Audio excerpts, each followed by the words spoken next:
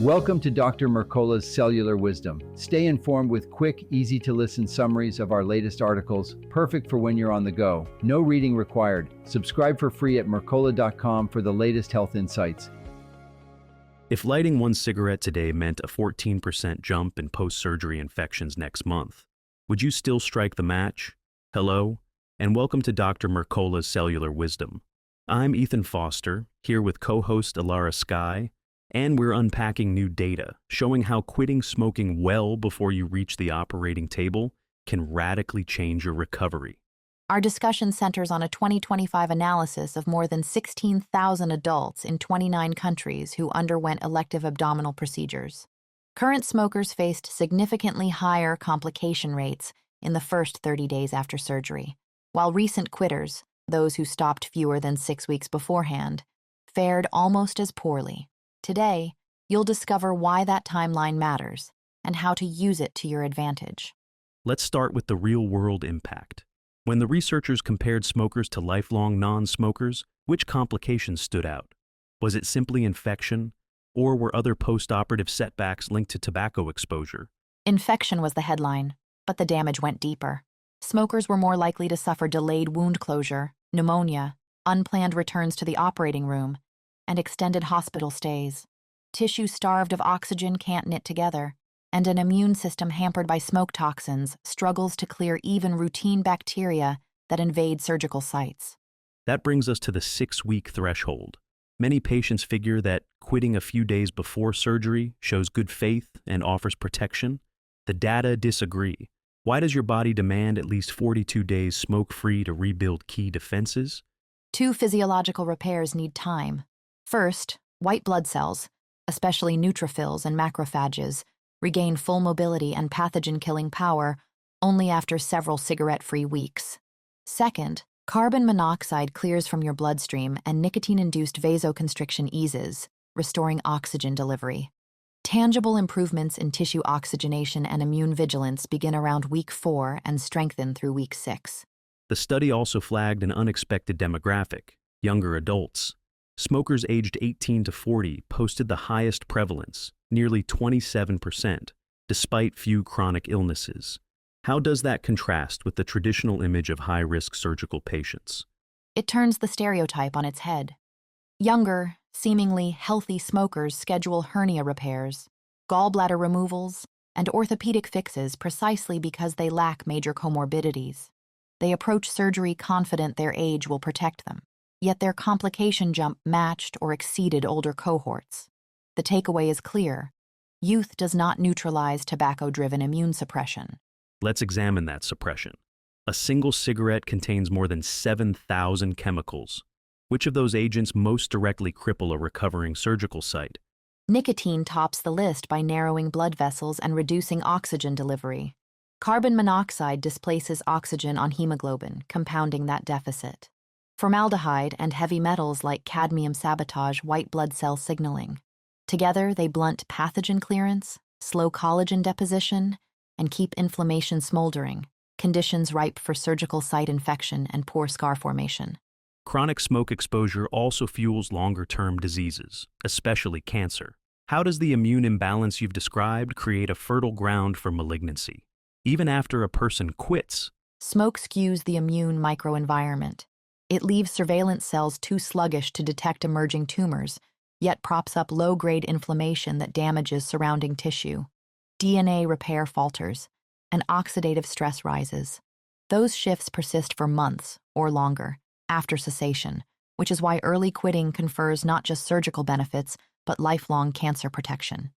turning back to the operating room, I often hear patients ask, "How long before surgery should I stub out my last cigarette to make a real difference?"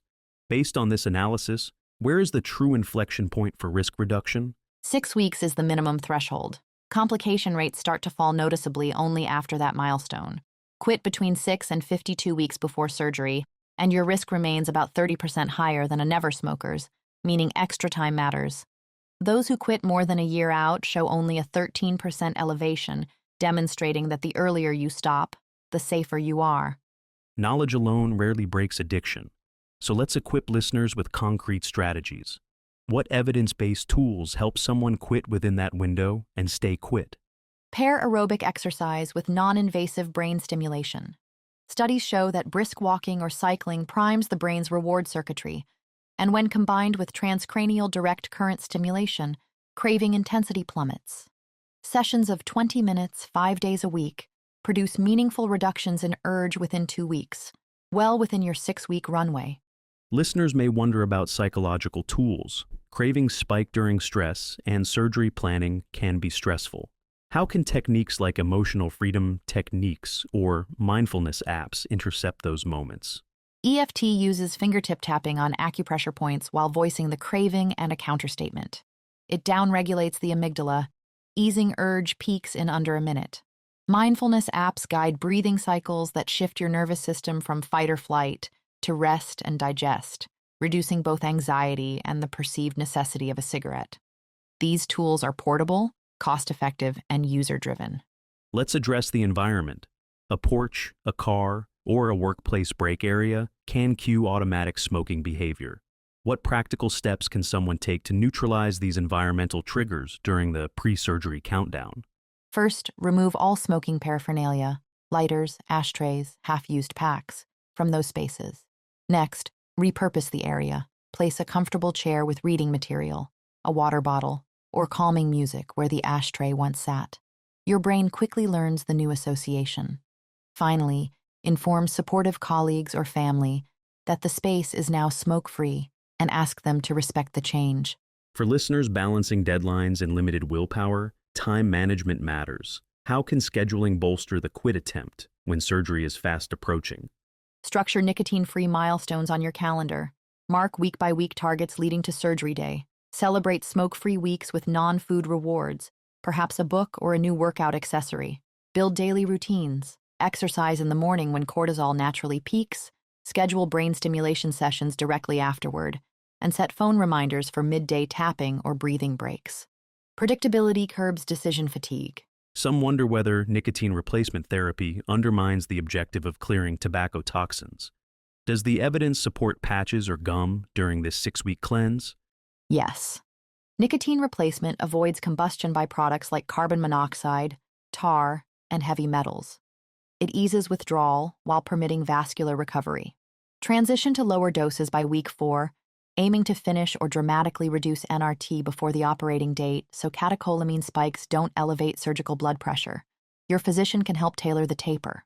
Let's not forget follow-through. The first surgical dressing change can trigger stress and relapse risk. What relapse prevention measures prove most effective in the immediate post-op period? We've covered science, timelines, and tactics.